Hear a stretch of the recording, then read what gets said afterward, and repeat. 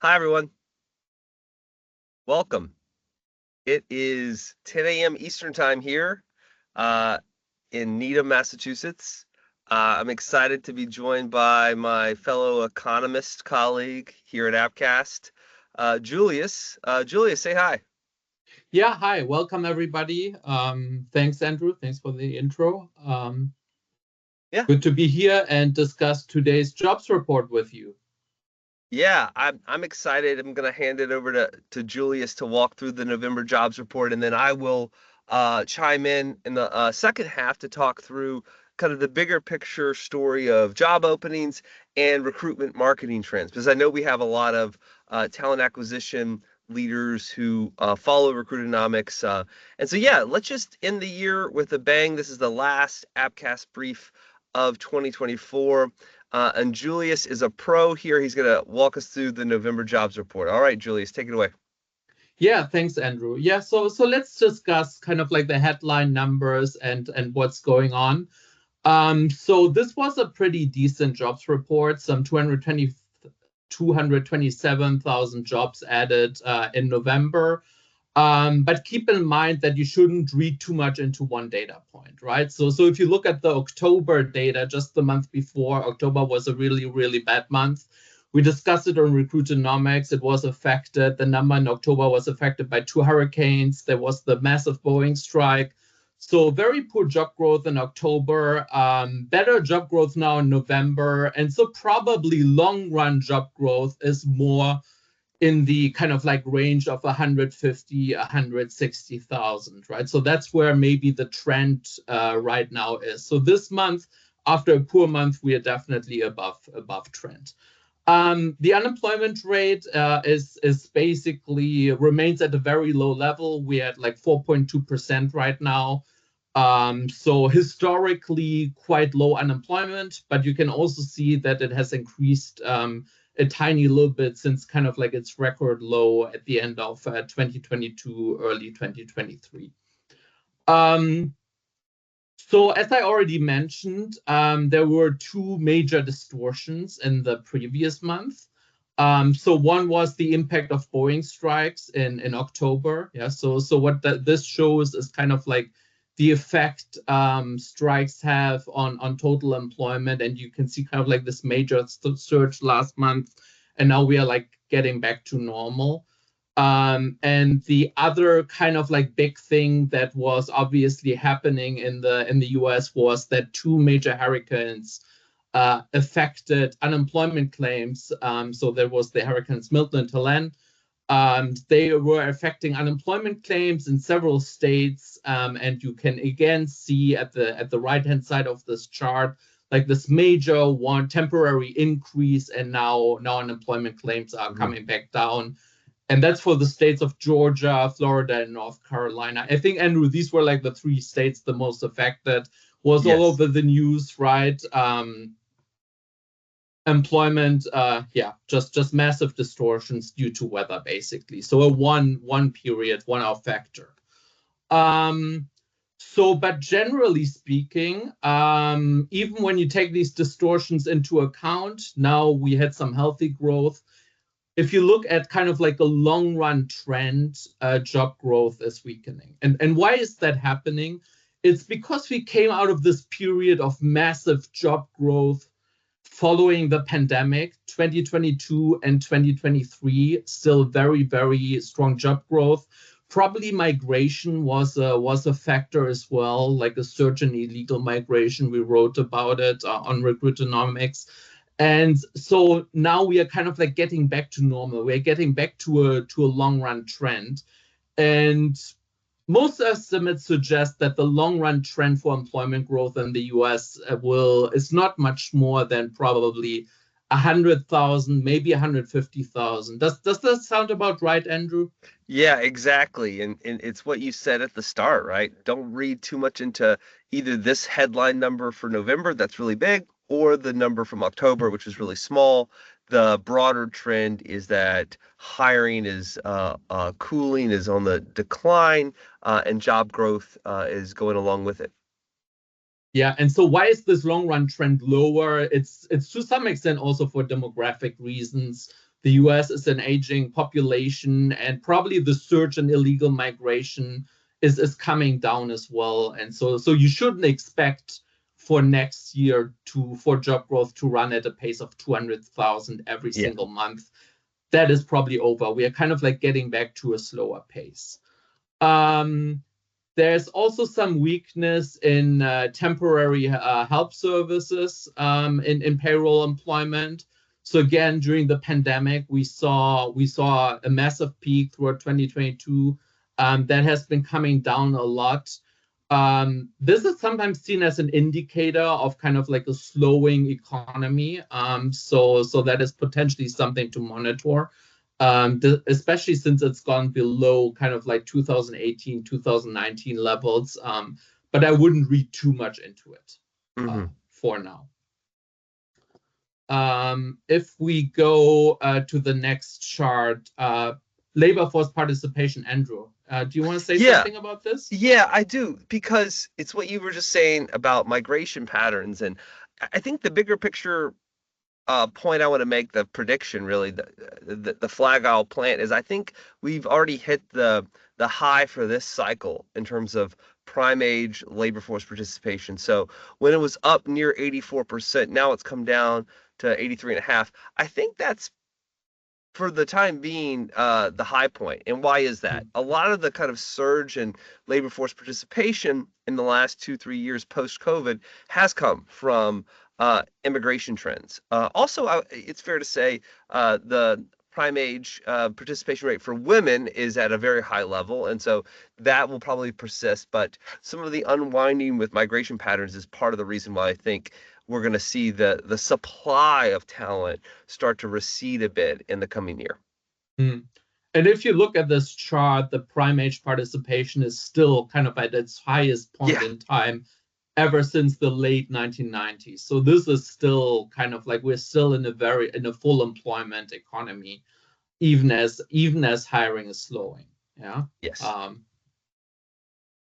One of the charts we show on a regular basis is basically the gap between labor demand and labor supply. Labor demand is total employment and all open vacancies. Labor supply is just the labor force, everybody who has a job or is looking for a job. We saw that there was a massive increase in the gap, demand exceeding supply by several million throughout 2022, 2023, following the pandemic. It was a very, very tight labor market. Now we are seeing some normalization. This gap has basically been going down, steadily going down for 2 years, and the gap is now at around 700,000. So it's a normalization of the labor market. Demand is still exceeding supply by this measure to some extent, but we are back much more back to normal compared to 2022 and 2021. Yeah, normalization of the labor market. That's what's happening. That's what the Federal Reserve, the U.S. Central Bank, has been aiming for. And we also see it in wage growth measures. So if you look at this chart, average hourly earnings, average wage growth, depending on the measure you look at, nominal wage growth is running at a rate of maybe 3.6%, maybe just under 4%. That's average hourly earnings. Nominal, yeah, so not adjusted for inflation. And if you think about the Fed's inflation target, 2%, and the US is seeing very good productivity numbers, then this is probably a decent amount of wage growth and not inconsistent with 2% inflation. So that's good news for the Federal Reserve, I would say. In terms of like monthly job creation, we are having very healthy growth in healthcare.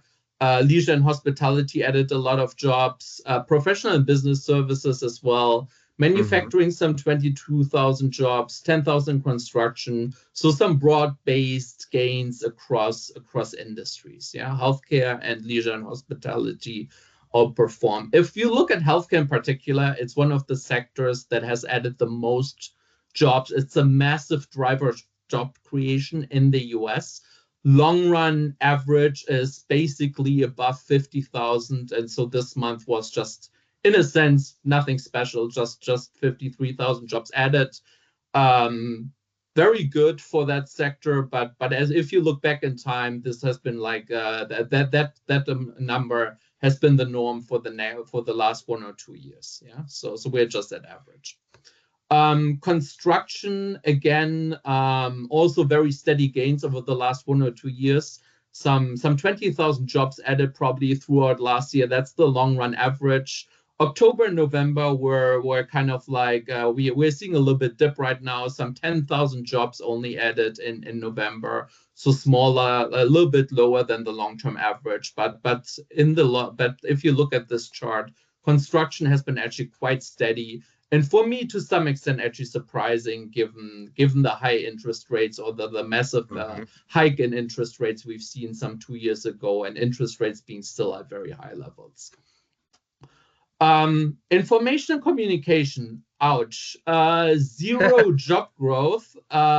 So if you look at this chart, you can see that the sector has basically been shedding some jobs over the last 6 to 12 months. Not a lot, right? Not a lot. It's very minor, but basically stagnant. Yeah, some job losses and now basically completely stagnant.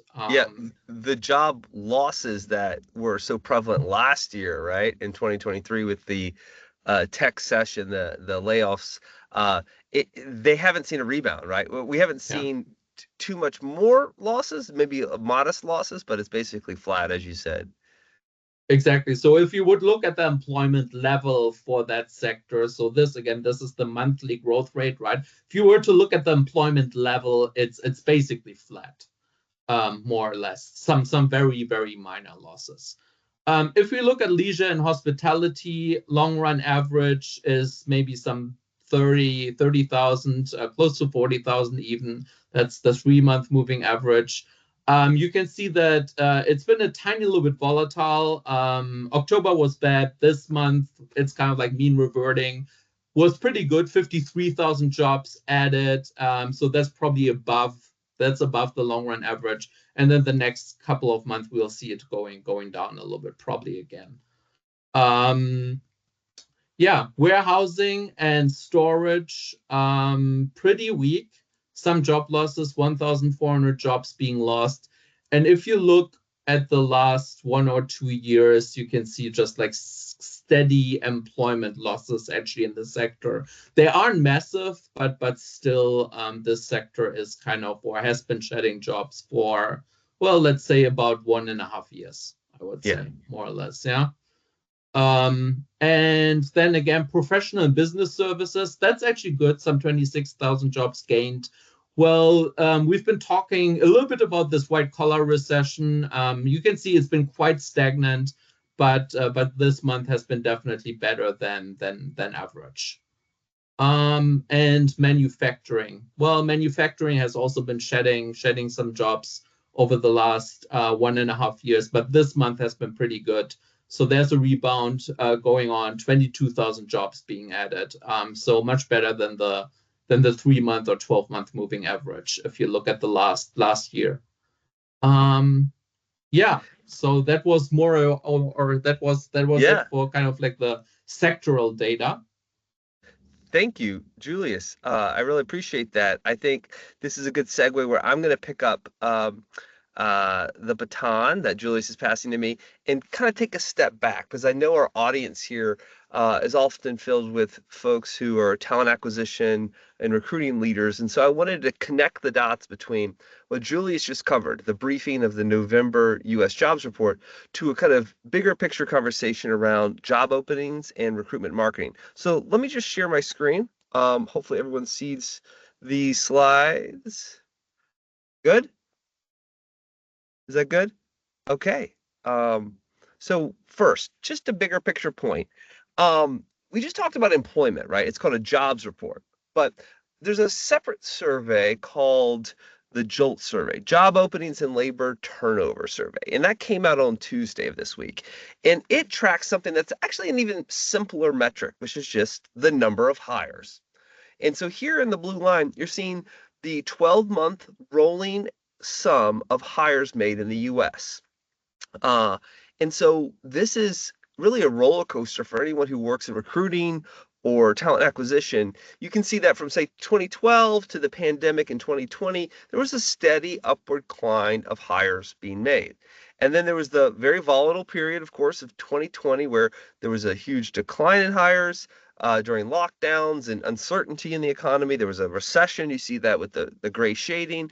And then in the post-pandemic world that we've lived in, we know there's been a hiring boom. And that hiring boom was explosive, and it peaked in roughly the spring of 2022. And so over the last 2.5 years, we've seen this steady downward decline in hires.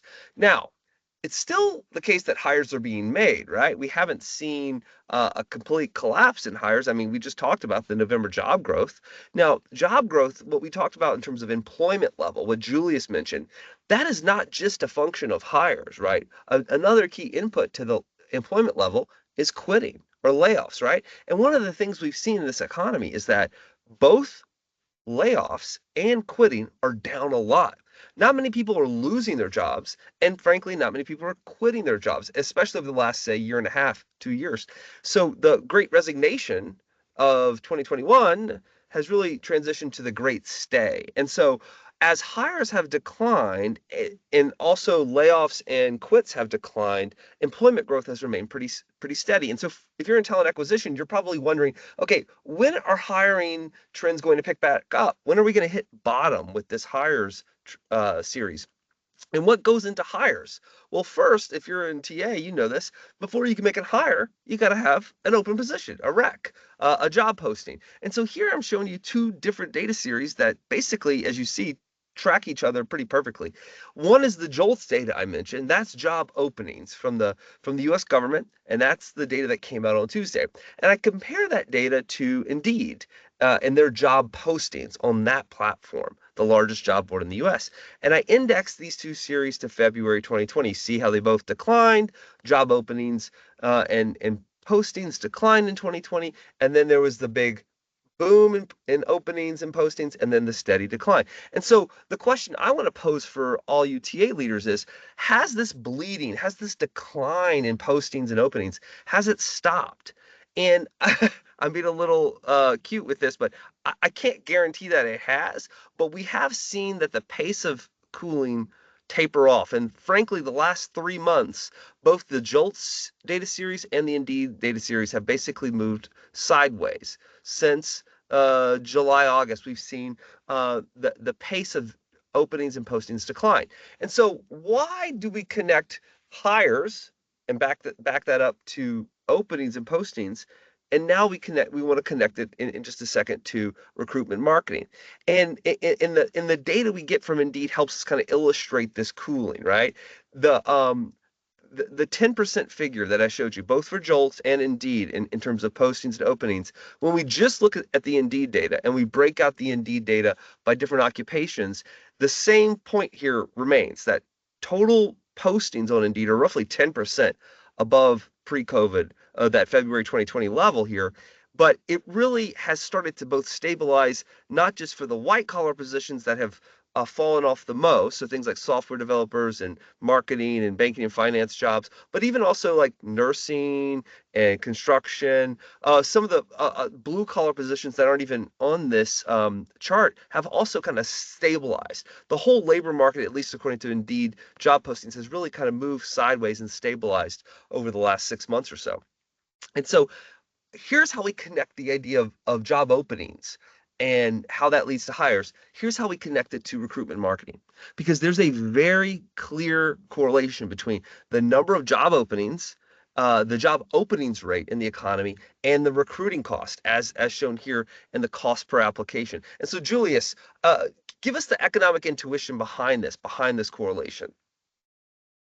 Yeah, I mean, so basically, the cost per application is a very cyclical measure, right? So if you have a very tight labor market, then there will be a lot of open vacancies, and you will struggle to attract candidates to your job postings, and you will receive way less applicants, and that basically means that your CPA will be very, very high, right?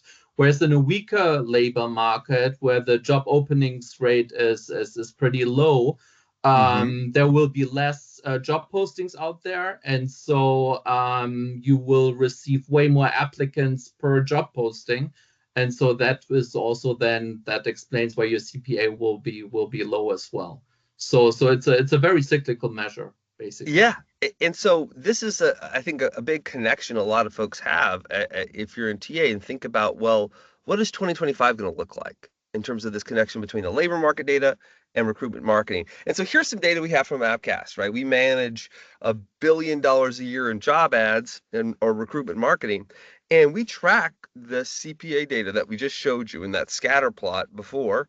This is, again, these little blue squares were monthly data points of job openings, rate, and the CPA. So here's the actual CPA time series over time for the last 2.5 years. And you see how there was a big decline in recruiting cost. The average CPA went from like $25, $26 down to say $15, $16 earlier this year, and say February, March of 2024, it kind of bottomed out. And really over the last 9 months, it's kind of hit a floor, right? It's down a lot from what it was 2 years ago, but recruiting costs are starting to stabilize in terms of CPAs. And this, to be clear, I should caveat, is for long applies, what we call longer ATS applies. So not a quick form kind of lead application, but a full application in your applicant tracking system. And so here's a way to kind of visualize how the data has declined. For November, we see in November of 2024, CPAs around $17. That's down from, say, last November where it was about $19. And then 2 years ago was much, much higher, right? And so as the CPAs have declined, one of the big things that have driven that is the conversion rate, right? And so the conversion rate, the actual or apply rate we have, which is just the percentage of clicks that lead to an application, it's just been steadily marching upwards for these long or ATS applies. It's a low conversion rate, right? Between 5 or 6%. But the point here is that in November, we saw it tick up again, and the broader upward trend is explained by a number of factors. One, that labor supply point we started with, right, where we've seen this big increase in job seekers, either employed people or people looking for work. And then two, more concern from the job seeker about landing a position. The job finding rate is declining. It's in other words, it's taking longer to get a job. So job seekers are less picky, right? They apply to more positions, and so that drives the conversion rate higher, and consequently drives the CPAs lower. That was all for the long form ATS applies. Let's look at the easy applies. So these are the kind of quick form easy applies, which have a much cheaper CPA, right? It's pretty stable, pretty consistent, around $5, $6 month to month. And why is that so much cheaper? Well, the easy applies are easy, right? They're easy for a reason. And so the conversion rate or apply rate, the amount of time someone clicks on a job ad that has easy apply enabled, and then they actually click that one button to apply, is much higher, right? It's not 5, 6%. It's around 20%. But that too is also really stable. The easy apply market seems to be pretty stable compared to the broader market of the ATS applies, which really drive a lot of these changes in recruitment marketing. And so we wanted to dive a little bit deeper here just to give you an update through November of data on CPA by different discipline or kind of occupational category. And here I got to give a huge shout out to Josh Previtt, an economic data analyst on the team with Julius and I, who's really driven a lot of the data gathering here. He'll be doing more analysis in the coming months as we prepare for our 9th annual recruitment marketing benchmark report coming out early next year. So stay tuned for that. But Josh pulled together this data and showed us that by occupational category or discipline, as we call it, we see a big increase in some of the seasonal occupations like warehousing and logistics or retail. We see a 4 to 6% increase in CPAs, or we see with healthcare kind of a steady increase in recruiting costs. Healthcare is really, as Julia showed, a big driver of job growth. It's also just hard to find healthcare talent, and so we see CPAs increase. Here we take it a little, we kind of double click, we take it deeper. We look not just at the occupational category level or discipline level, we look at the actual job type level. And so here there's a huge increase in security guard CPAs. Again, we think that maybe potentially is related to the retail peak seasonal hiring, or maybe it's a separate phenomenon. But the story here with healthcare is also evident, right? Home health aides, registered nurses, LPNs, you go down the list. A lot of key healthcare roles are a big part of CPA increases. So this was our kind of connection here between the November jobs report, where Julius talked you through the different trends with a rebound in job growth, but also some weakness on the kind of household survey side, where we talked about the unemployment rate ticked up. And then I connected it to this idea of job openings, which have cooled, and with it, hires have declined, and whether we're at the bottom. And I think in 2025, I think, are going to probably see a bottoming out of the hiring rate. We're going to see recruiting costs, which have really started to move sideways, probably not decline further. If anything, maybe increase slightly. So that's, I know I'm at time here. I want to save some time for questions. So with that, let's turn to the Q&A box. I think we saw a great question from Min about, and I'm going to pass this to Julius, a great question about blue collar versus gray, or white collar versus gray or blue collar differences, and whether deportations, how would that affect the labor market in 2025? Yeah, so thanks, Andrew. So when we look at white collar versus blue collar jobs right now, and when we look at the job postings, we can see that we're still a little bit in this what we call white collar recession. Not so much that there are big employment losses, but that the number of vacancies, the number of job ads in the white collar space, they're definitely quite depressed compared to 1 or 2 years ago, where we were in this kind of white collar boom, and maybe there was an element of overhiring, right? Blue collar is generally doing better. So like we sometimes say sitting down jobs is white collar, standing up jobs are doing better right now. Gray color is a little bit in between. It depends on the role specifically, like nurses, healthcare, they're doing well. There's a lot of demand, a lot of vacancies. Customer service might also be gray color, is quite down at the moment. So it's in between. Yeah, and thank you for that. And Min also asked about the idea of other policy related trends, right, with deportations and with the CHIPS Act. They say that they're surprised construction is just doing okay given the CHIPS Act spending. And I think they have their finger on the pulse here in asking about this, because I do think there's been a lot of federal money that's driven some of the elevated, or at least stable construction employment gains from the kind of infrastructure projects, or the semiconductor facilities that are being built with federal money. But that gain, right, in construction jobs is probably being offset with some declines in construction jobs related to the residential housing market, especially the single family housing market, which has really seen a slowdown in permitting and construction over the last few years because of why? Well, higher interest rates. And so I think it's an offsetting phenomenon, but it's a really good point Min brings up. But what do you think more about this idea? Let's not avoid the elephant in the room here, Julius. Donald Trump won the U.S. presidential election last month. And as we think about 2025, it's unavoidable that his policies, what we call Trump's trio of deportations and tariffs and tax cuts, how could that impact the labor market? Min asked about this in the questions about how it could affect those three trends affect the 2025 landscape. Yeah, so I would say that most of the policies he suggested, and we don't know to what extent they will happen or not, right? Not fully yet. They are all pretty inflationary. Tariffs are inflationary. Deportations are actually inflationary as well. And so what does that mean? It means probably, and we already see that in the data, that the Federal Reserve will keep interest rates higher for longer. And so that is kind of like, that will lead to lower business spending. It's a negative, to some extent, a negative for the economy.